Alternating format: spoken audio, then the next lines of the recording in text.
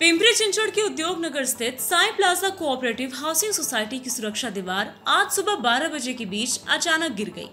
हालांकि सुरक्षा दीवार गिरने से कोई जनहानि नहीं हुई, लेकिन 3-4 पहिया वाहन और 4-5 दोपहिया वाहन बुरी तरह से क्षतिग्रस्त हो गए। पिंपरी चिंचवड शहर में कल से लगातार हो रही बूंदाबांदी के कारण Sai plaza cooperative housing society की सुरक्षा दीवार गिर गई।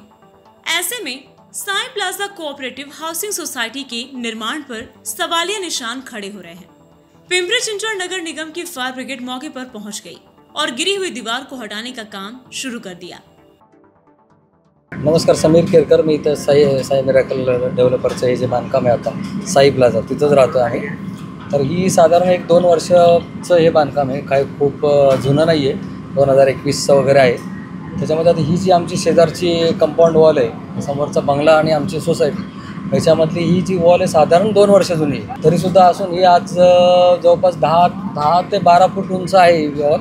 ही पूर्ण पडली, त्याच्यामध्ये जवळपास 2 मोठ्या कार आमच्या, त्यांचं नुकसान पूर्ण 100% डॅमेज झालेलं आहे। आणि 2 व्हीलर एक 4-5-6 2 व्हीलर्स आहेत, छोट्या सायकल्स आहेत काही मुलांच्या, असं झालं। सुदैवाने इथं याच जागेमध्ये लहान पोरं खेळत असतात, रविवारची वगैरे छोटे पोरं आहेत।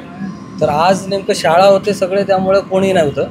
माझी मिसेससुद्धा थोडी म्हणजे एक 10 मिनिटापूर्वी तिथं गाडी 2 व्हीलर पार्क केली त्यांनी, आणि घरी गेल्यावरती आवाज आला, म्हणजे एक 10-15 मिनिटाचा त्यांचा मिसमॅच झालं। आम्ही चौकशी केली, गेटवरती एंट्री वगैरे बघितली, बाहेरचा कोणी व्यक्ती आला आहे का, आमच्या सोसायटीतली चौकशी केली, लहान पोरं कोणाची खेळत होती वगैरे काय, तर तसं सुदैवाने कोणाची काही इंजुरी नाही झाली, फक्त मालमत्तेचं मात्र भरपूर प्रमाणात नुकसान झालं। 2 गाड्या होती 4 व्हीलर आणि 5-6 2 व्हीलर होती, हे सगळे कम्प्लिटली ते डॅमेज झालेली आहे। तर आता सगळ्यांना आपण पोलीसला कंप्लेंट केलं, त्यानंतर आपण अग्निशामकला बोलवलं आणि त्या सगळ्यांना बोलून त्यांना दाखवून ते सगळे आता ते कारवाई त्यांनी केलेली आहे। 4 व्हीलर आहेत आणि नवीन 4 व्हीलर आहेत काही, आणि आपलं जे वॉल कंपाऊंड आहे ते झालेलं आहे, त्याच्यानंतर आपले 2 व्हीलर आहेत ते झाले आहेत। तर आपलं जे मालमत्ता नुकसान आहे ते खूप झालेलं आहे, पण आता ह्युमन इंजरी त्याच्यामध्ये नाही आहे। Bureau report, V-Service news, Pimpri Chinchwad.